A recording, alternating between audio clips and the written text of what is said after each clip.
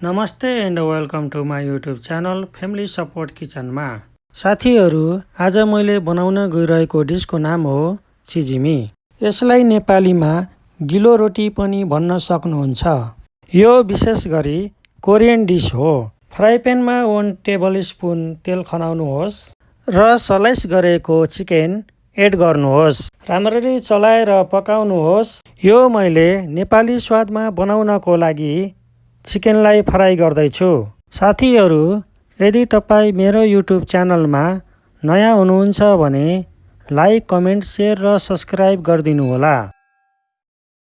Black paper र नुन राख्नुहोस्।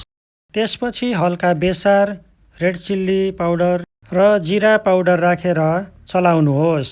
केही बेरसम्म राम्ररी चलाउनुहोस् र यसलाई एउटा अलग भाँडामा राख्नुहोस्।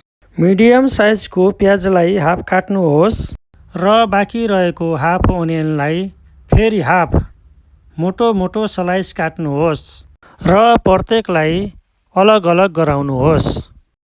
यहाँ ग्रिन चिल्ली 1 पिस चप गरेको, धनियाँ चप गरेको थोरै, त्यसपछि अघि काटेको प्याज स्लाइस, चिकन भुटेको स्लाइस रेडी गरेर राखिएको छ। एउटा भाँडामा 1 पिस अन्डा फोर्नुहोस् र 150 ml पानी राख्नुहोस्। त्यसपछि अन्डालाई राम्ररी मिक्स गर्नुहोस् र 80 ग्राम मैदा एड गर्नुहोस्। त्यसपछि 30 ग्राम कर्न स्टार्च एड गर्नुहोस्। 1 टिस्पुन बेकिङ पाउडर एड गर्नुहोस् र स्वाद अनुसार नुन एड गर्नुहोस्। त्यसपछि व्हिस्करले राम्ररी यसलाई फिट्नुहोस्।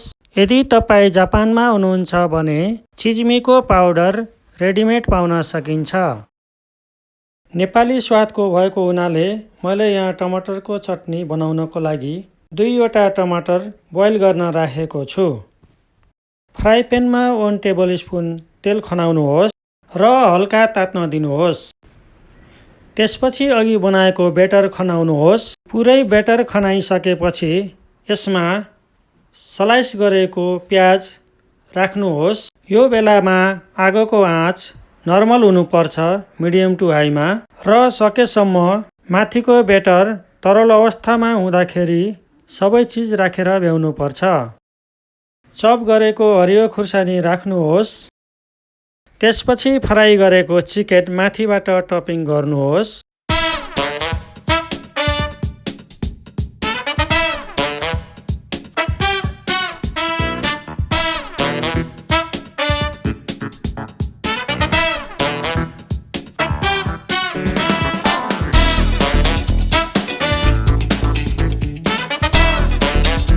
त्यसपछि हरियो धनियाँको पत्ता चारैतिर लाग्ने गरी टपिङ गर्नुहोस्। टपिङ गरिसकेपछि हल्का चलाउनुहोस् र यसलाई पन्युको सहायताले फर्काउनुहोस्। फर्काएपछि हल्का पन्युले थिचेर एकछिनसम्म पकाउनुहोस्। टमाटरको चटनीको लागि थोरै धनियाँको पत्ता, 3 पिस लसुन, 2 पिस ग्रिन चिल्ली र 2 पिस टमाटर लिएको छ। त्यसपछि चिजमीको साइड चेन्ज गर्नुहोस् र मधुरो आँचमा फेरि हल्का थिचेर पकाउनुहोस्। चिजमी रेडी भयो। यसलाई भाँडामा खनाउनुहोस्, राख्नुहोस्। फेरि फ्राई प्यानमा 1 टेबलस्पुन तेल खनाउनुहोस् र लेडलको सहायताले बेटर खनाउनुहोस्। यहाँ मैले प्लेन चिजमी बनाउन गइरहेको छु। साइडलाई चेन्ज गर्नुहोस् र मधुरो हिटमा साइड चेन्ज गरी पकाउँदै जानुहोस्। चिजमी पाक्ने बेलासम्म यहाँ मैले टमाटरको चटनीको लागि टमाटर, धनियाँको पत्ता,